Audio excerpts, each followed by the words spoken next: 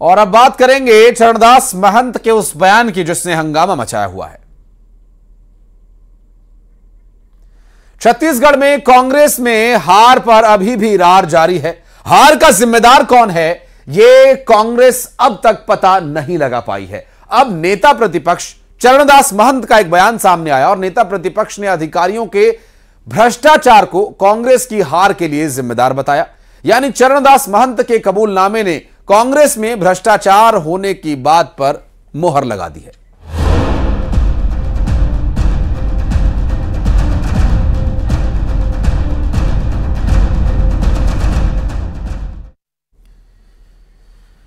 नेता प्रतिपक्ष चरणदास महंत के बयान से यह साफ हो जाता है कि कांग्रेस सरकार में भ्रष्टाचार तो हुआ, जिसके कारण जनता में सरकार के विरोध में आक्रोश था। खुद कांग्रेस के कार्यकर्ता नाराज थे। चुनाव आया तो कार्यकर्ताओं ने कांग्रेस के नेताओं से दूरी बना ली और कांग्रेस चुनाव हार गई। चरणदास महंत के बयान पर पूर्व मंत्री केदार कश्यप ने निशाना साधा। केदार कश्यप ने कहा कि अधिकारियों ने भ्रष्टाचार किया और ये अधिकारी भी तो सरकार के इशारे पर ही काम कर रहे थे।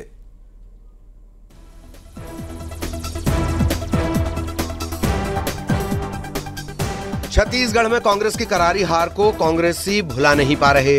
समय समय पर सत्ता जाने का दर्द उभर ही आता है, कभी अपने जिम्मेदार तो कभी बागी।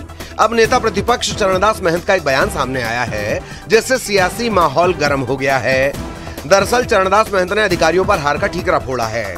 चरणदास महंत ने कहा कि अधिकारियों के भ्रष्टाचार के कारण कांग्रेस की हार हुई। अति उत्साह में सरकार जनता और कार्यकर्ताओं की नाराजगी समझ नहीं पाई। कवर्धा समेत अन्य घटनाओं के कारण सरकार के खिलाफ माहौल बना। देखिए, मैं ये नहीं कहना चाहता कि हमारे सरकार के प्रति आक्रोश था। कोई चूक हो गई होगी हमारे योजनाओं को शामिल करने में, मगर जिस ढंग से हमने लोगों को अपने घोषणा पत्र के माध्यम से इतने सारे छूट देने का वादा किया था, उसको लोगों ने स्वीकार नहीं किया। ये भी ऐसा लगता है कि हमारी चूक कहीं बड़ी थी।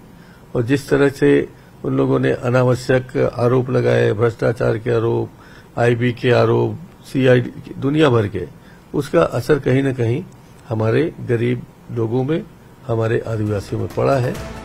चरणदास महंत के बयान से एक बात तो साफ हो गई कि कांग्रेस सरकार में भ्रष्टाचार हुआ। अब कैसे हुआ, ये बड़ा सवाल है। उधर पूर्व मंत्री केदार कश्यप ने कांग्रेस पर निशाना साधा है। केदार कश्यप ने कहा कि मुख्यमंत्री और मंत्रियों के इशारे पर अधिकारी काम कर रहे थे। अब वो इसके संदर्भ में भूपेश बघेल जी देखेंगे कि वो इसके संदर्भ में उनका क्या वो है, किस कारण से वो हारे। और जहां तक के लिए बात करें तो छत्तीसगढ़ में भारतीय जनता पार्टी के कार्यकर्ताओं ने जी तोड़ मेहनत किया और पिछले 5 वर्षों में कोरोना काल में भी घर से निकलकर काम किया और कांग्रेस की सरकार को बाहर का रास्ता दिखाया। चरणदास महंत के कबूलनामे से कांग्रेस के भ्रष्टाचार की पोल खुल गई है। इस बयान का मतलब है कांग्रेस सरकार में भ्रष्टाचार हुआ और नतीजा था कि जनता ने भ्रष्ट सरकार को सत्ता से बाहर कर दिया। Bureau report, news 18। और चरणदास महंत का यह बयान कांग्रेस पार्टी के नेताओं, नेतृत्व और भारतीय जनता पार्टी के लिए भी उतना ही महत्वपूर्ण है, क्योंकि आगे लोकसभा का भी चुनाव है। बातचीत करेंगे इस बयान पर, इस मुद्दे पर भी। हमारे साथ खास मेहमानों का पैनल मौजूद है। हमारे साथ भारतीय जनता पार्टी का पक्ष रखने के लिए राजीव चक्रवर्ती जी मौजूद हैं और अंशुल मिश्रा जी कांग्रेस पार्टी के नेता हमारे साथ मौजूद हैं। वीरेंद्र दुबे जी हैं, प्रदेश अध्यक्ष हैं शालेय शिक्षक संघ के। बहुत स्वागत है सर आप तीनों का। पहला सवाल अंशुल भाई आपसे ही मेरा रहेगा, क्या कांग्रेस सरकार में अधिकारियों पर सरकार का नियंत्रण नहीं था? 100% था और नियंत्रण में नहीं होता है। संविधान को अगर हम पढ़ेंगे तो जो सरकार चलती है और जो ब्यूरोक्रेट चलता है वह समानांतर चलता है। तो नियंत्रण होना, ये मैं समझता हूं उचित शब्द नहीं होगा, समानांतर चलना उचित शब्द होगा, पहली बात। दूसरी बात, आदरणीय वरिष्ठ नेता चरणदास महंत जी ने यह स्पष्ट तौर से कहा कि जिस प्रकार से बीजेपी ने शगुफा गढ़ा था, जिस प्रकार से भ्रष्टाचार का आरोप में संलिप्त हुई सरकार को, ऐसा छत्तीसगढ़ की जनता को बताने का प्रयास किया था और उसमें अगर हम नहीं कर पाए हैं तो यह हमारी चूक है। हमें इसको भी लेकर रखना चाहिए, क्योंकि राजनीति में कहा जाता है कि अगर आपको जीतना है तो साम दाम दंड भेद सारी कलाओं से परिपूर्ण होना अनिवार्य होता है। और बहुत सारी फ्लैगशिप योजनाएं जो थी उनको भी शायद हम सम्मिलित नहीं कर पाए। ये वरिष्ठ नेता का एक एंगल हो सकता है मंथन के विचार पर, और कई सारे वरिष्ठ नेताओं का एक अलग अलग एंगल होकर निकल कर आ रहा है, और बहुत सारी हमारी चर्चाएं हो रही हैं, मंथन की बैठकें हो रही हैं, जिसने भी जो भी कृत्य किया है उसके ऊपर कार्रवाई हो रही है, और जो सच्चाई है उसको ढूंढने तो आप ये मान रहे हैं कि समानांतर थे, मतलब अगर भ्रष्टाचार हुआ तो नेताओं की भी पूरी मिलीभगत थी उसमें?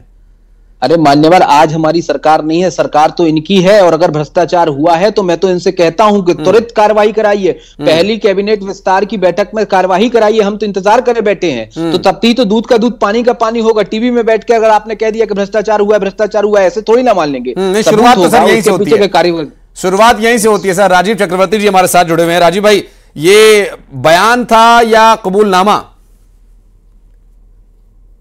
उनका दर्द है, बयान है, कबूलनामा है, तीनों बातें एक साथ है।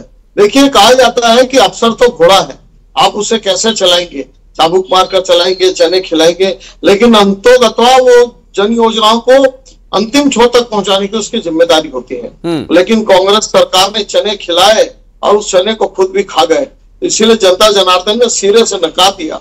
और वरिष्ठ नेता है चरणदास महंत जी, उन्होंने कहा कि कार्यकर्ता से कनेक्शन नहीं हो पाया, सामंजस्य नहीं हो पाया, लक्ष्य योजनाएं जनता तक गई नहीं, गरीब लोग समझ गए कि ये काम नहीं हो रहा है, केवल भ्रष्टाचार हो रहा है। तो चलिए, 5 साल बाद एक वरिष्ठ नेता ने, मैं उन्हें शुभकामना देता हूं।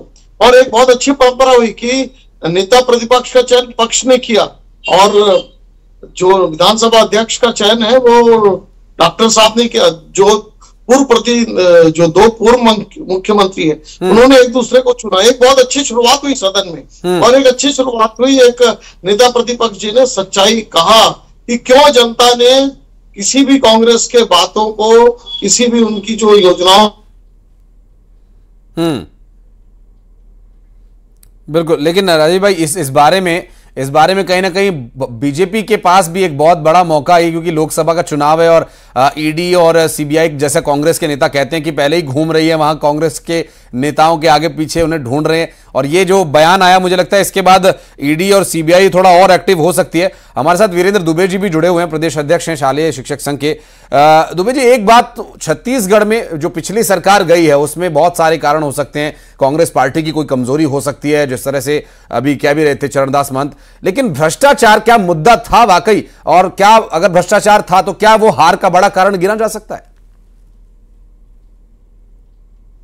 निश्चित रूप से माननीय चरणदास महंत जी ने यदि कहा है तो उसमें कुछ न कुछ सच्चाई जरूर होगी। और मैं आपको बताना चाहूंगा कि इसके पूर्व तत्कालीन शिक्षा मंत्री माननीय रविंद्र चौबे जी ने भी कहा था कि जो शिक्षकों का जो है पदोन्नति हुआ है उसमें व्यापक तौर पे भ्रष्टाचार हुआ है, और अधिकारियों ने पाया भी है भ्रष्टाचार। और 5 जेडी, 5 संभाग छत्तीसगढ़ के जेडी आज निलंबित हैं, और उस पर जो है कार्रवाई की गई है, और अभी तक उसका जो है किसी भी प्रकार से जांच जो है उसको अंतिम रूप नहीं दिया गया है। तो मुझे लगता है कि पूरे छत्तीसगढ़ में सिर्फ यदि देखा जाए सभी विभागों में समय समय पर गंभीर शिकायतें आई हैं। और एजुकेशन विभाग के बारे में विशेष रूप से और बता दूं, तत्कालीन शिक्षा मंत्री जी चौबे जी ने भी इस बात को कहा था कि यहां भ्रष्टाचार हुआ है, और 5 जेडी भी निलंबित हुए। उसके साथ साथ पिछले 4 साल में देखा जाए तो लगभग 10 से 12 हजार शिक्षकों का, कर्मचारियों का ट्रांसफर किया गया था प्रशासनिक स्थानांतरण के नाम लेकर, अपने चहेतों को लाभ दिया गया था। उसके साथ साथ पूरे लगभग 4 से 5 साल तक संविदा अधिकारी पूरे एजुकेशन विभाग को वो संचालित कर रहे थे। और कहीं ना कहीं मुझे लगता है कि यदि इन सब चीजों में भ्रष्टाचार की बात आ रही है, माननीय जी लोग यदि इन सब बातों को कर रहे हैं, तो कहीं ना कहीं उनको ऊपर से संरक्षण प्राप्त था, जिस पर कार्रवाई की जानी चाहिए। वर्तमान सरकार जो है, मैं चक्रवर्ती जी से कहना चाहूंगा कि इस पर उच्च स्तर की जांच होनी चाहिए, और ऐसे अधिकारियों को दंडित किया जाना चाहिए। अगर आपकी सरकार है, आप कार्रवाई कीजिए। अंशुल मिश्रा हमारे साथ लगातार है। अंशुल, लोकसभा का चुनाव है, बीजेपी को कंट्रोल करने का मौका मिलेगा, और जैसा कि ईडी सीबीआई की बार बार कांग्रेस पार्टी और भूपेश बघेल भी इस बारे में बार बार जिक्र करते रहे कि ईडी और सीबीआई कंट्रोल कर रही है, बीजेपी के पास ये तुरुप के इक्के हैं। लेकिन इस बार के चुनाव के बाद की स्थिति मैं देख रहा हूं, एक उदाहरण के तौर पर मध्य प्रदेश का एक उदाहरण छोटा सा देकर के आपका जवाब चाहूंगा कि शिवराज सिंह चौहान को मुख्यमंत्री पद से हटा दिया, अभी उन्हें कहां एडजस्ट किया जाएगा नहीं मालूम, और बड़े बड़े नेताओं को केंद्र से राज्य में लाकर के विधायकी का चुनाव लड़ा दिया गया, लेकिन कोई भी नेता पार्टी लाइन से हटकर बयान नहीं दे रहा। छत्तीसगढ़ में क्या कमजोर नेतृत्व की वजह आप मानते हैं, जिस वजह से कोई भी नेता कुछ भी बोल रहा है? अमरजीत भगत बोल रहे हैं, अपने अपने चक्कर में निपट गए, विनय जायसवाल और बृहस्पति सिंह को हटाना ही पड़ गया, और फिर अब ये नेता प्रतिपक्ष का बयान। जी, अगर सच्चाई सामने अगर मीडिया के पटल पर आ रही है और अगर हम अपना बड़ा हृदय करके अगर मीडिया को, जो कि लोकतंत्र का चतुर्थ स्तंभ है, उसके समक्ष अगर रख रहे हैं, अपना एक परिवार का हिस्सा मानकर अगर अपनी बात को रख रहे हैं, तो मैं यह समझता हूं कि यह उल जलूल बयान तो नहीं हो सकता है। मीडिया को भी इस बात का सम्मान करना चाहिए, पहली बात। और दूसरी बात, अगर पार्टी लाइन से हटकर नहीं बोल रहे हैं तो उतने ही बराबरी से उनका दर्द भी झलक रहा है। अभी आप ही का न्यूज चैनल को मैं देख रहा था, अभी तक कैबिनेट का विस्तार नहीं हो पाया है। अभी तक शिवराज सिंह चौहान जी यह कह रहे हैं कि भैया हमें पट्टी भी बिछाना पड़े तो मैं बिछाऊंगा। तो शिवराज सिंह चौहान जी, आपके जो बहुत बड़े बड़े ऑफिसेज हैं, जो आपके बहुत बड़े बड़े कार्यालय हैं, उसमें आप पट्टियां बिछने का काम नहीं होगा, क्योंकि वो 5 स्टार होटल से ज्यादा का काम हो चुका है। ये राजीव भाई हमारे साथ जुड़े, थोड़ा समय कम है। अंशुल जी, मैं एक छोटा सा रिएक्शन राजीव जी से लेना चाहूंगा। राजीव जी, ये क्या वाकई आधार हो सकता है? कार्यकर्ता पार्टी में अच्छा एक्टिव हो, ये तो सभी पार्टी के लिए जरूरी है और ये पार्टी नेतृत्व के लिए जरूरी है। मजबूत नेतृत्व की कहीं ना कहीं कमी रही, ये भ्रष्टाचार और ये सारे मुद्दे बहुत पीछे रह गए इसके सामने।